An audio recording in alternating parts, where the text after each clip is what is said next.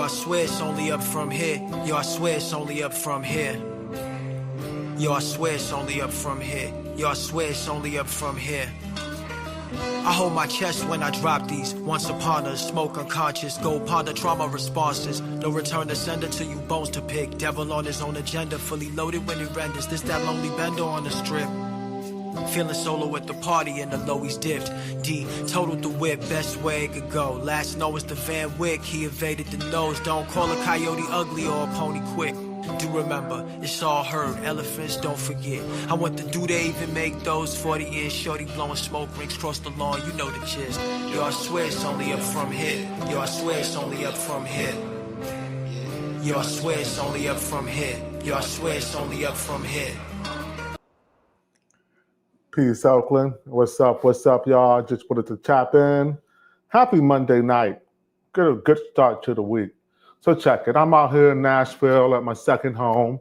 We are organizing. If you didn't know, we have a worldwide, well, not worldwide yet, but we have a countrywide movement, post-partisanship, where we're organizing neighbors not to go left, right, but to go up, down.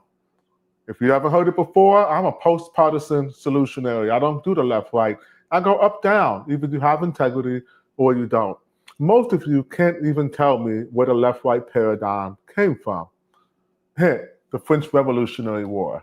So hundreds of years ago, seating arrangement where the rebels and revolutionaries sat on the left and the ruling class sat on the right still dictates somehow our gang colors in America with the red and blue on the left and right. Doesn't make any sense to me, but anyway, here are the big changes that are coming to Gotham Oakland. We are going to be doing one weekly show released on Wednesday that's a little bit longer that will feature usually an interview with someone of note. So this week we have a very, very special episode. We interviewed former OPD police captain Ursi Joyner. And we went in on, is Oakland safe? What's up with ceasefire? Is it really working? What's going on with the negotiated settlement agreement? And all other sorts of things you're going to want to hear from probably one of the foremost experts on public safety in Oakland, California. Being in homicide, being a detective, being retired for over a decade. I don't know if you remember, but Ursi was the police captain that got into a gunfight at the Arco in West Oakland. Where he was defending himself from getting robbed, shot and killed one perpetrator, and was shot 20-something times and lived. And he was back on his feet in a few months, ready to go. I mean, he still has bullets in him and all that. But anyway, Ursi is an incredibly brave, courageous son of Oakland. He served as an officer. And you're going to want to see that interview. I think we're going to release it tomorrow, sometime in the afternoon, if not the morning. So we're going to be once a week, having one longer episode, and then I'll be taking that episode and sort of breaking it down into shorter episodes. And the reason I'm doing this is the 3 times a week schedule won't work if I'm going to have a national movement.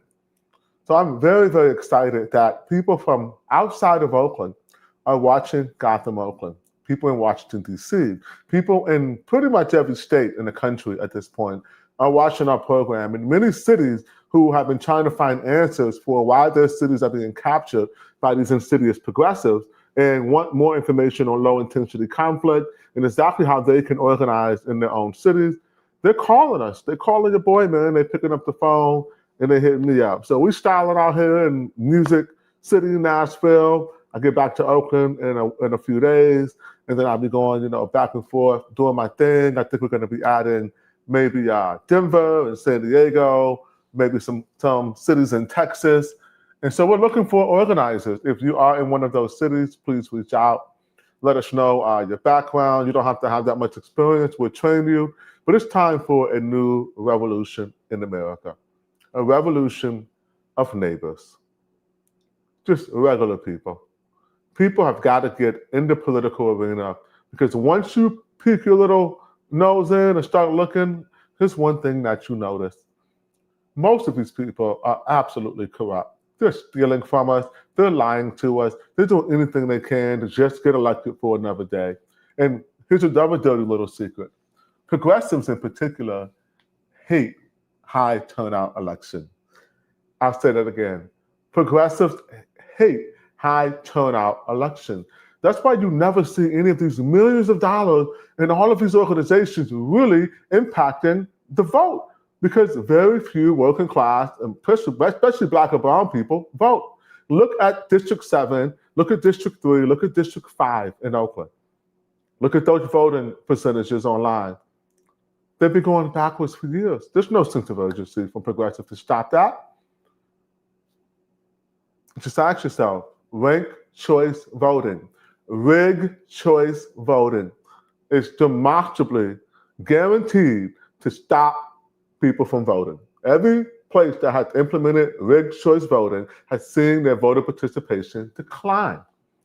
You can set your watch to it. So why in the world would someone who says that they care about the disenfranchised and people who don't have the luxury of time to participate in local politics beyond voting, why do they want to keep something in place that stops them from voting? In Oakland, California, ranked choice voting is tantamount to voter suppression. Let me give y'all some numbers. In 2022, Mayor Sheng-Tao, former Mayor Sheng-Tao, won by 673 votes. 673 votes. I think this is before they did some recounts or whatever, but the first version, and she also only won by less than 0.5%. And 3,093 votes were disqualified due to voter error, 5 times more than her margin of victory. So 3,000 Oakland neighbors, and these mistakes were pretty much consolidated in District 6, 7, 5, and 3, mostly in Deep East Oakland. In District 7, it actually had the lowest voter rate. And is it any accident that District 7 is the worst looking district? Oakland, California is by far the most dirty city in America right now. It's we're trying hard to clean it up. But it doesn't matter because we won't catch illegal dumpers because we have no rule of law. And I don't know if you heard this, Oakland police just stopped the traffic stop. We don't have enough money in our budget to pull people over. So they disbanded it. Now, if it's not for California Highway Patrol, no one gets pulled over. Just think about this. Barbara Lee appointed for her chief of staff the architect of defund the police who wrote the policy with Nikki Bath. Their goal was to dismantle OPD and cut the budget by 50%. They've pretty much done that by death by 1,000 cuts. Death by 1,000 cuts from our insidious progressives have dismantled, defunded, and demoralized Oakland's police department to the point where now they can't uphold the basic rule of law. Oakland's going to go bankrupt, like I said before. I wish it was only up from here. I'm holding out hope that we can turn things around, but we got to get serious. So, new changes, one show or one episode a week that we will break down more, that will release on Wednesdays to give me time to go around and do the most important thing, because I'm not trying to be some personality. I'm trying to organize. I'm not trying to be some media personality, despite some of y'all's opinion. I can't help that people like me. But now I'm trying to organize, man. I'm trying to actually bring power to regular people in the United States of America. And I have a deep desire to organize in blue cities and red states. That's why I'm in Nashville. I want to organize in blue cities and red states. We need a cultural exchange between these rural red counties. Some of them are maroon, they're so red, and these blue cities. Because the normal people here and the normal people out there, we have a lot more in common. So we need a cultural exchange. So I'm gonna tell y'all a quick little story about why this is important to me. So and then I'm gonna get up out of here. So I'm from Cleveland, Ohio. Shout out to the Cleveland Guardians, former Indians, for making the playoffs. Great job, guys. Browns, get it together. We rooting on y'all. And the Ohio State, big up, big up. And Cavs, we're gonna win it all this year. So I'm from Cleveland, if you haven't gathered. And when I was about, I think, 12, 13 years old, I participated in this program called Friendly Farm. And it was part of the 4-H program, which is like an agriculture, maybe Christian adjacent program. And it was through our church. And it took inner city Black kids, mostly men, and paired them with rural white families, or some Black families. The rural families, 90% white. And I got sent to Ashland, Ohio, maybe hour and a half, 2 hours, like Amish country, Mennonites, all of that. It was the first cultural shock of my young life. I think I was 13. Top Gun was out. It was a great time to be alive. And I remember that nothing in this new family that had adopted me for the week was the same as my house, except for books everywhere in the house. So they went to church. We were both Christian families. That was not Black church. They were singing hymns. It was not Black church. I found it quite boring, to be honest with you. But nevertheless, they went to church. And then the food they ate was foreign, it was just different. Now, the Amish people be cooking out there, the Mennonites be throwing down, so it wasn't bad, but it was different. And I was feeding farm animals in the morning, and I was living with a rural white family who had never lived or shared a roof with someone who was Black before, and I'm from inner city Cleveland. This family, the Garces, became dear friends of my family, and they sent their white son, Tyler, to inner city Cleveland to stay with me, even though that wasn't part of the program. Here's why I tell that story. And it was a big, I credit that with one of the early things to have to adapt, to be able to assimilate, I don't know if that's the right word, but when in Rome, so yes, assimilate to other cultures and make people comfortable and sort of learn and have that cultural exchange. And it was very holistic. It was beautiful. It wasn't easy by any means for both of us. There were challenges. There were times where I wanted to go home, and we had to talk about it. But that was only the first year. I went back for 3 or 4 straight years. And again, that was 30 years ago, and we're still friends to this day with that family. That wouldn't be possible today. That wouldn't be possible today.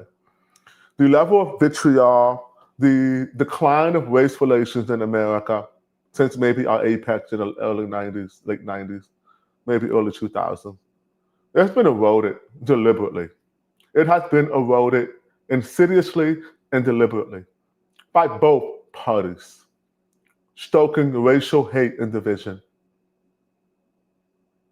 Both parties stoking racial hate and division. I live in a Democratic city. The most racist anything I've ever felt was in Oakland, California. I'm out all around the country in Nashville looking like this. Out in the rural spots, I copped a whip today out there in the sticks. The Uber driver who took me out there was Black lady, was terrified. She was scared for her life out there. I was good money. I mean, I always keep that thing on me, but I was good money. It was all love. Everybody was chill. We have shared values and cultures in America for being a culturally Christian country. I need you to hear that again. America has shared values that have benefited us from being a culturally Christian country. And that you have to be religious, but we were especially Black people, we're culturally Christian. Think about the songs that we sang to give us power and strength and resolve to fight through racism and slavery. Think about Martin's background. Think about even Malcolm's background. His father was a preacher. Malcolm was a faith leader in the Muslim community. Think about these things. These values have kept us on the up and up. And now these values, as well as the religion, are under attack. Race relations are in the toilet. People are ready to go to war with each other. We're provoking each other. We're just asking for something really nasty that no one here wants to do again. You may want to go back and research the Civil War and see how nasty. Tens of thousands of men, boys dying on battlefields and singular battles. People starving, turning on their neighbors. That what y'all want? With this hate that you're holding? We've got to cut it out, y'all. So I'm going to be organizing neighbors, and I'm going to be having cultural exchanges in blue cities and red counties and red states. And I'm going to do my best to stop the vitriol and stop the race-baiting behavior. Even in my own vocabulary, I talk a lot of shit about affluent white female liberals, and I'll be on these white wokes. I'm going to even soften that up a little bit, maybe even a lot of it. We've all got to start speaking life. We must speak life. The anger of man does not serve the image or the will of God. That's the prayer that my mom sent me a few weeks ago when she realized I was maybe a little bit too angry about what was going on. And she said, Seneca, you need to be more positive. And you need to speak life. When I came to Oakland, the best thing I did was start a community farm. And I credit our urban farm growing life with the genesis of our neighbor movement. So we're going to go back to our roots, of planting our feet and letting our roots grow deep. We're going to go back to what worked in Oakland and being a little bit more positive. It doesn't mean I'm not holding these Southsies accountable. Don't worry about that. The bad guys, we're softening up on the bad guys. Carol Fife, you're not off the hook. Don't worry, we're going to take you out. Harold Duffy, I don't know why you still work for the city of Oakland. Ryan Richardson, you the ops, yo. I'm just saying, it's smoke. It's on site. We're taking y'all out. You guys have broke the law. You have harmed this city and pushed us into bankruptcy because you do not care about the will of the voters. Oh, one more thing. Oakland right now doesn't even know what kind of tax they're going to ask us to pass in the next special election. But one thing we know for sure is that if we don't pass that tax, then we're bankrupt. So our budget hinges on taxpayers approving yet another ballot measure. When all the previous ballot measures, they didn't follow what they were supposed to do. Look at any of the measures and minimum police staffing or anything that was supposed to come with it. Never delivered. Now we're in an economy that's very challenging, a very, very challenging economy. We're in another recession. It's just as scary as 2008. People are losing jobs left and right. AI is replacing them, so they may not ever get them back.